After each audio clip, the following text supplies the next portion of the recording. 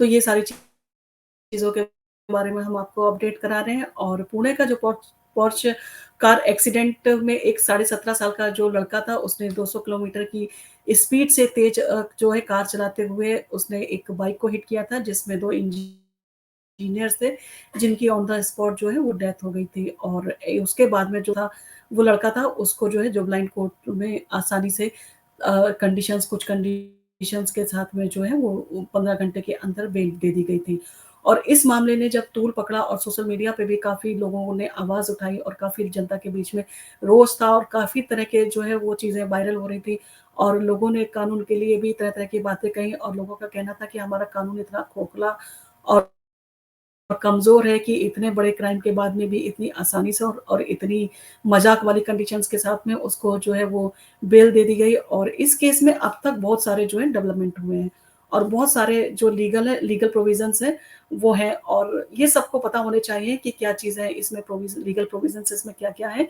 और ये इम्पोर्टेंट है सबको ये सारी चीज़ों के बारे में पता होना चाहिए। और एक्सीडेंट से रिलेटेड जो लीगल प्रोविज़न्स हैं, वो इस तरह से हैं, ये एक्सीडेंट जो है वो सैटरडे और संडे की मिडनाइट यानी कि सैटरडे को रात को 2 से 3 बजे के बीच में ये एक्सीडेंट हुआ था और उसके बाद संडे के दिन जो था लड़के को जुबलाइन जस्टिस बोर्ड के सामने जो है पेश किया गया था और वहाँ पर जो पुलिस थी, पुणे पुलिस थी, उसका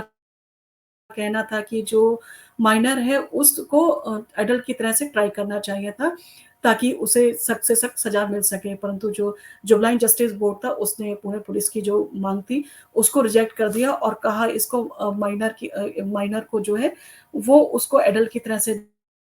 जो है वो ट्राई नहीं किया जाएगा और पुलिस का कहना था कि जो क्राइम हुआ है उसके लिए जो हीनियस पनिशमेंट है, वो मिलना चाहिए क्योंकि जो क्राइम था वो बहुत बड़ा था और उसको देखते हुए जो है सख्त से सख्त जो है सज़ा जो दी जानी चाहिए और पुलिस ने जुबलाइन जस्टिस बोर्ड को ये कहा था कि इस एक्ट को जो जुबलाइन जस्टिस एक्ट है उसका जो सेक्शन 15 है उसका ज़िक्र करते हुए जो पुणे पुलिस है उसने कहा था कि अगर कोई मानव 16 से 18 साल के बीच में है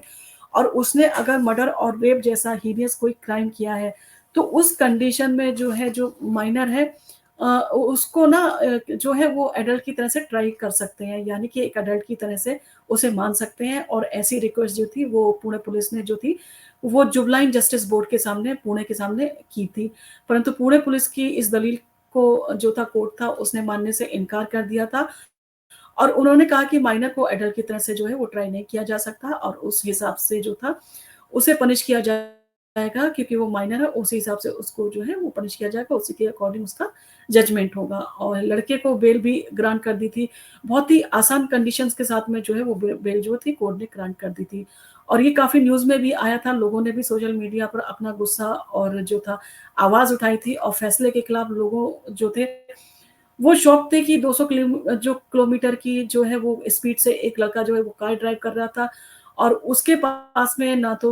उसकी लीगल एज थी और ना ही उसके पास में लाइसेंस था और वो ड्रंक था, उसको उसकी जो अल्कोहल की लीगल एज थी वो भी नहीं थी, उसके बाद में भी इन सारी चीज़ों को उसने किया और उस एक्सीडेंट नेग्लिजेंटली उसने एक एक्सीडेंट किया और एक्सीडेंट में 2 लोगों की जान चली गई।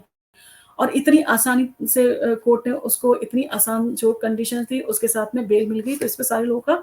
जो था गुस्सा था और जो बेल थी उसकी कंडीशंस बहुत आसान थी कि उसको जो था 300 शब्दों का एक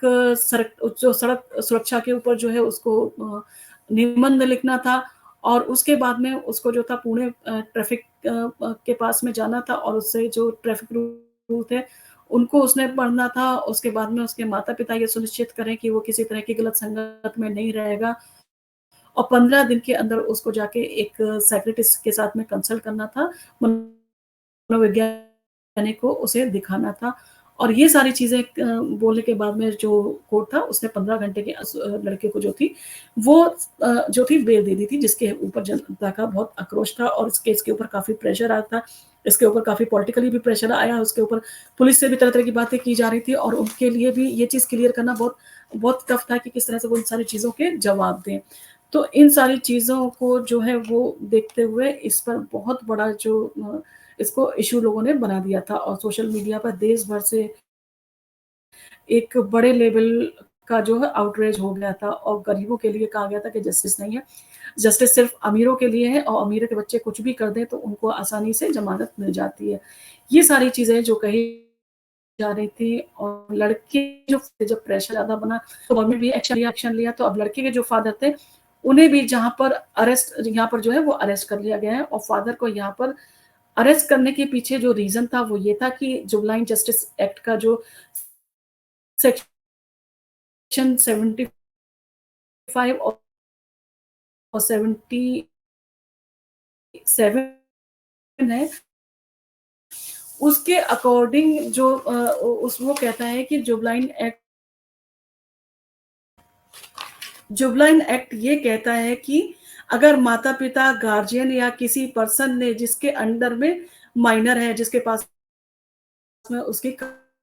कस्टडी है, उसने लापरवाही से बच्चे को छोड़ दिया है और जानते हुए कि आपका बेटा जो है लीगल एज उसकी नहीं है, आपने उसको ड्राइविंग लाइसेंस ना होते हुए भी कार चलाने की परमिशन दी और लीगल एज का नहीं होते हुए भी उसको जो था जो उसने जो था और ये जानते हुए कि उसको ड्रिंकिंग हैबिट है, उसको ड्रिंक करने की आदत है, जो रोड पे रजिस्ट्रेशन भी नहीं की तो आप 75 और 77 जो है वो उनके ऊपर लगाया गया है और उनको जो था औरंगाबाद से जो था वो गिरफ्तार कर लिया गया और इसके साथ ही साथ जो क्लब्स और पब्स के जो ओनर थे, जो मैनेजर थे और क्लब या पब में जो उसकी लीगल एज नहीं थी, उसके बाद में भी उसको जो लीकर है वो सर्व किया गया था और बारटेंडर ने जो है उसे जो लीकर सर्व किया था बिना देखे हुए कि वो एक माइनर है, जबकि महाराष्ट्र में जो है लीगल एज जो है ड्रिंकिंग की 25 इयर्स है। तो ये सारी चीज़ें जो थी वो बारटेंडर के ओनर और मैनेजर और बाकी लोग थे, उनके ऊपर भी एलिगेशन लगे और ये माइनर जो है वो 17 साल का है। तो यहाँ पर बिना देखे अल्कोहल क्यों सर्व की गई और बारटेंडर को भी हिरासत में ले लिया गया, उसके ओनर को भी ले लिया गया है और उसके मैनेजर को भी जो है वो हिरासत में लिया गया है। इतने सारे डेवलपमेंट यहाँ पर इस केस के साथ में जो हुए हैं और इन सबको जो है वो अरेस्ट कर लिया गया है और इसी बीच जो बेल इस लड़के को मिली थी, उसे कैंसल करने के लिए जो है पुणे पुलिस जो थी वो सेशन कोर्ट में गई और उन्होंने कहा कि 104 जो जुवेनाइल जस्टिस एक्ट है, इस बिल को खारिज कर दिया जाए। और जुवेनाइल जस्टिस बोर्ड ने अपने ऑर्डर को मॉडिफाइड करते हुए लड़के को 5 जून तक के लिए जो था रिमांड हाउस में भेज दिया है। यानी कि जो उनका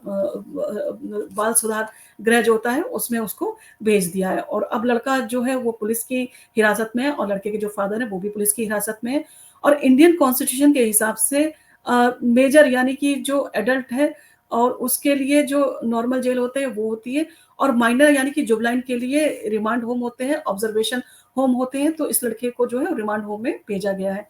और यहाँ पर इस केस में एक बड़ा डेवलपमेंट ये हुआ है कि जो अंडर सेक्शन जो 304 ए जो था कॉजिंग डेथ बाय नेग्लिजेंस है और 279 जो है रश ड्राइविंग के लिए और 337 और 338 जो है कॉजिंग हार्ट बाय जो इन लाइफ और इंजर्ड लाइफ के लिए है। सेकंड 427 जो निश्चित के लिए होगा लगाया गया इसके साथ 184 जो है ड्राइविंग डेन 184 जो है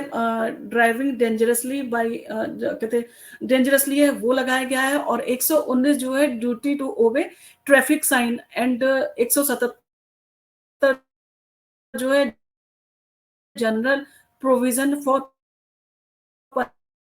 punishment of offences of minor vehicles act ये सारी चीजें उसमें लगाई गई हैं और इसके साथ ही जो पूरा कड़ी से कड़ी सजा है वो उसको दिलाई जाए। पुणे पुलिस ने एक बड़ा स्टेटमेंट देते हुए 304 ए ना लगाकर 299 यानी कि कल्पेबल होमिसाइड जो है यहाँ पर लगाए जाने का उसने आग्रह किया है। उसका कारण ये है कि 304 ए जो आईपीसी का है उसमें मैक्सिमम 2 साल तक के लिए ही सजा दी जा सकती है और उसे जबकि पुणे पुलिस चाहती है कि ये जस्टिफाई नहीं करता है, तो इसमें उसकी कड़ी से कड़ी जो है वो लड़के को सजा दी जानी चाहिए। इसलिए पुणे पुलिस की ये मांग है कि जो ट्रायल है वो 304 में ना करवाकर 299 में करवाया जाए और इसकी सजा जो है आईपीसी 304 में मिलनी चाहिए। जो मिलनी चाहिए जो बात करता है कि culpable homicide not amounting to murder के बारे में, और कल्पेबल होमिसाइड का तीसरा पॉइंट बात करता है कि नॉट अमाउंटिंग टू मर्डर, अगर आप जानते हुए ऐसा काम करते हैं, ऐसा एक्ट करते हैं, आपको पता है कि ये डेंजरस है और आपको पता है कि इससे किसी की जान जा सकती है, तो 299 नॉट अमाउंटिंग टू मर्डर के लिए जो है लायबल माना जा सकता है। और लड़का जो था वो लेट नाइट इतना अल्कोहल लेकर, लीगल एज ना होते हुए भी और ड्राइविंग लाइसेंस ना होते हुए भी 200 किलोमीटर की स्पीड से जो था कार ड्राइव कर रहा था और बिना ड्राइविंग लाइसेंस के रैश ड्राइविंग कर रहा था। और आपको ये आइडिया था कि आपको ये नॉलेज थी कि अगर आप इस तरह की चीज़ें करते हैं, तो इससे किसी का जो है वो जान माल की जो है वो हानि हो सकती है और किसी व्यक्ति की यहाँ पर जान भी जा सकती है। तो ये सारी चीज़ें जानते हुए भी ट्रैफ़िक वाली सड़क पर काफ़ी लोग उस वक़्त सड़क पर मौजूद थे और काफ़ी नैरो सी सड़क थी, उसके ऊपर इतनी तेज़ स्पीड में आप कार ड्राइव कर रहे थे और वो ड्रंक थे आप, तो आपको culpable homicide not amounting to murder के लिए पनिशमेंट किया जा सकता है। और सेक्शन 299 जो है culpable homicide with the knowledge that he is likely by such act to cause death commits offences of culpable homicide, यानी कि अ, जो उसकी स्पीड थी और जिस तरह से वो ड्राइव कर रहा था, वो सारी चीज़ें जो है कल्पेबल होमिसाइड के जो है कैटेगरी में आती हैं। और ये कहा भी जाता है कि कार को आप धीरे स्पीड में चलाइए और कार ऐसी स्पीड में होनी चाहिए जिस पे आप कंट्रोल कर सकें। आप कंट्रोल ना कर सकें उतनी स्पीड में कार नहीं चलाई जानी चाहिए और ड्रंक ड्राइव नहीं करने चाहिए और बच्चों को ड्राइव करने के लिए नहीं दी जानी कार है वो ड्राइव करने के लिए नहीं दी जानी चाहिए। और क्या 299 के तहत मुकदमा चलाया जा सकता है, क्योंकि इसमें कम से कम 10 साल तक की सज़ा हो सकती है, जो जस्टिफाइड भी लगती है, और 304 सिर्फ़ 2 साल की सज़ा देता है। तो पुणे पुलिस का कहना है कि वो पूरी कोशिश कर रहे हैं कि जो इस लड़का है इसको जो ये लड़का है इसको एडल्ट की तरह से ट्राई किया जाए और एक एडल्ट की तरह से उसको पनिश किया जाए। और ये डिमांड एप्लीकेशन जो है पुणे पुलिस की कोर्ट के सामने जो है पेंडिंग है। अब देखना होगा कि कोर्ट जो है वो इसके ऊपर क्या जो है अपना डिसीजन सुनाता है और अब देखते हैं कि कोर्ट क्या फैसला करता है इसके ऊपर। और माइनर को किस तरह से वो ट्राई ट्राई करेगा, क्या वो उसको एडल्ट की तरह से ट्राई करेगा, क्या जो पुणे पुलिस का कहना है कि 299 के तहत यानी कि कल्पेबल होमिसाइड के तहत उसके ऊपर केस चलाया जाए जिससे कि उसको 10 साल से कम 10 साल की उसको सज़ा हो, ये होना कम से कम जस्टिफ़ाई करता है उस फैमिली के लिए जिसके 2 जवान बच्चों की डेथ हुई है। और ये एक